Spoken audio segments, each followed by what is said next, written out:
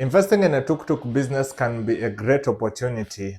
Meanwhile, just like any other investment, you need to understand out there as a tuk-tuk entrepreneur or investor or just an enthusiast that every investment and always entertains some type of risks. And therefore, in this video of today, we are going to be taking you through our masterclass on 101, where we talk about the 5 mistakes you need to avoid as a first-time tuk-tuk investor or entrepreneur.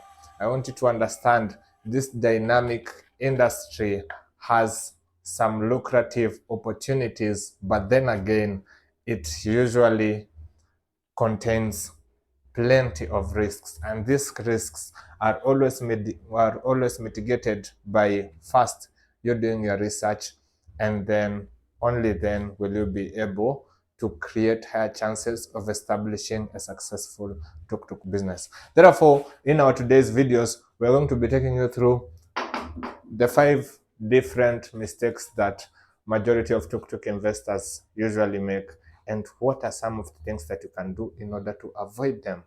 And we're here to bring you the insights, the secrets that you need in order to ensure that you establish a successful tuk-tuk business. Stay tuned. Don't forget to hit the subscribe button and the notification bell below so that you can receive more alerts from us, especially if we are giving you value from our content. Therefore, let's dive into the number one mistake that most entrepreneurs and business enthusiasts usually make when investing into this dynamic economy. The number one mistake that most people usually make is none other than not conducting enough market research. And what do I mean by that? We mentioned in our previous videos, if you want to establish a credible tuk-tuk business, you need to do your research. And majority of the people usually tend not to go out there and do your research. And by research, you're always talking about regulations, competition. We're always talking about the costs that are involved into operating the business, and more so, the other things that we mentioned, the kind of business models that you need to know, which you can click on the top left corner so that you can watch out on the different types of business models that you need to know. Therefore, you need to do your research. And every time you do your research, the market is going to reward you on your research. There is a famous quote that says, when you do your homework, it's going to show up in the results later on. Therefore, every time you do a good homework or do a good research in this credible economy or in whatever you're going to be venturing into, it will always show up in the results. Therefore, doing your research is very important, very critical, depending on where you are in any part of the world or in anywhere in Africa. Always make sure that you do your research. And after doing your research, because if you avoid doing your research, you're simply going to be going into the road of failure. And even if you're not going to fail, you're simply going to be paying for some very, very costly mistakes, which I'm not sure you'd like to go through such a crazy stress. Therefore, the number 2 mistake that you need to avoid is underestimating operating costs. I've observed people establishing credible tuk-tuk businesses. Some have even gone out there and raised money from VCs, only to end up seeing their business succumbing into failure. And usually what leads to that is underestimating operating costs. And this usually happens especially to individuals and entrepreneurs who have gone out there and financed their tuk-tuk by, let's say, putting maybe a 0 down payment or a minimum of 10 to 20% down payment. With high interest rates that are going on, people find that the operating costs of maintaining this tuk-tuk, depending on the kind of business model that you are in, which we are always recommending you check out our previous video to understand the different models, because every different business model that you operate your tuk-tuk into will either make you incur higher operating costs, which I mean expenses, or lower operating costs. And operating costs are none other than insurance, permits, local government fees, and let's say if you're in an association or in a union like a SACCO, there are usually some other fees that are entailed Either you're a franchisee or a franchisor, there's usually some other fees that are entailed, and not to mention legal costs, servicing fees if you're looking to take out a loan, and so on and so forth. Penalties that are involved, let's say if you delay on your payments in financing.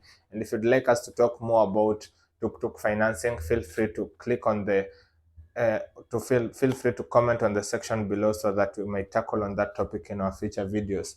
Therefore, one of the mistakes that many entrepreneurs make while venturing into the tuk-tuk economy is underestimating operating costs, which usually end up skyrocketing to a point whereby the entrepreneur is no longer able to service his own business or his own asset. That's ending up either liquidating the business or closing it down, or even selling the asset to another person who usually manages it better. And you wonder, why is the business successful with somebody else and not me? It is not the business that makes a person successful. It is the person behind the business that makes the business successful. I want you to note that very carefully. It is not the business that makes the person successful. It is the person behind the business. And if you ignore doing your market research, if you ignore doing your research or understanding the operating costs that are there, then you will end up with an unsuccessful tuk-tuk business. And we don't want that to happen to you, especially if you're watching this video. Don't forget to share it with your friends and family and other people who are interested in this economy. The third thing that we're going to be looking at is ignoring regulatory requirements. And this is very, very important, especially in parts of Africa and in India. I haven't yet been into India, but I have seen some of the complaints that the government and the consumers who are using these tuk-tuks are going out there and complaining about are the same complaints that we get here in Africa or in Kenya. And I think it's because most of our tuk-tuks come from India, and Indians are the ones who are bringing this technology in Kenya. So they're also dragging their values that are from there into our country. And we need to make sure that we mitigate that. And how do we mitigate that? We mitigate that by understanding regulatory requirements that are there. And this regulatory requirement simply means if you're operating a tuk-tuk in a specific region, for example in Kenya, every tuk-tuk is supposed to be registered under a SACCO or under a limited liability company. That way it is much more easier for the local government to monitor how many tuk-tuks are in the locality rather than everybody operating on their own. And that's why we mentioned it is very important to check our previous video on the 5 things we talked about that will enable you to create a successful tuk-tuk business. And that can only happen when you're aware of the simple regulations that are governing you anywhere that you are. Mind you, every country has different regulations, every continent has different regulations, and also every locality, county, or state has its own regulations. So it's very, very important to look at what the local and national regulations about the tuk-tuk. Mind you, this is a dynamic economy. It's still growing, it's still coming up. It's the 5th most popular means of transport in the rest of the world. But in Asia, it's the 5th, and I think here in Africa it's still just coming up to either become maybe the 3rd. I don't think it will reach the first 2 positions because we have the vehicles definitely and we have the air transport definitely, which are really dominant. People have been used to these kinds of transportation modes for the last century or for the last millennium. Therefore, make sure that you don't make the mistake or you avoid the mistake of ignoring the different regulatory requirements that are there. And the 4th fact that you need to be aware of, or the 4th mistake that you need to avoid as an established or as an upcoming tuk-tuk entrepreneur, is simply failing to establish clear agreements with your drivers. We mentioned this in our previous video where we talked about the different players in the tuk-tuk economy, and we mentioned about the difference between a driver and a contractor. This is very important because if, let's say, you're using a tuk-tuk to deliver certain goods and services, you will have to have a different agreement with your driver compared to somebody who is transporting kids from school and fro using a tuk-tuk compared to somebody who is using a ride-hailing means of transport network for their own tuk-tuk business or a tourist. Therefore, you need to make sure that you have established a clear agreement with your driver. It should never be verbal. Anything that is verbal is hardly to be believed. And I want you to understand, as a tuk-tuk entrepreneur investor, one of the risks that you associate yourself with, especially if you have a verbal agreement with your driver, is that you have entered in simply what we call a general partnership. And with a general partnership, it simply means if any liability occurs, whether the driver is with the tuk-tuk or not, you are liable for everything that has happened with your tuk-tuk. That is important. Why? Because the driver will never assume the risk in case of any incident. And mind you, a tuk-tuk is also very delicate. I want you to understand it's a three-wheeler, and you don't have many people who know how to operate this kind of asset type. Therefore, every time you have gone out there, you have invested in the business, whether you're hiring drivers, whether you're hiring contractors, whether you've just put your tuk-tuk into a circle, make sure they are clearly established agreements, and this should be created either by the tuk-tuk owners, by the circle management, or by the company management, in order to ensure that your business is running smoothly and that everybody knows their obligations and their duties when it comes to operating the tuk-tuk. If you don't establish clear agreements with your drivers, the tuk-tuk might fail to operate and the driver might end up trying to fix the tuk-tuk, whereas the driver is not a mechanic. Therefore, designating clear agreements with the driver on their roles, their duties, their responsibilities, very, very important. I've seen many tuk-tuk entrepreneurs and investors ignoring this, and it has led to chaos and disaster, not just in how the business is operating locally, but also in terms of the stress it brings about to the local authority.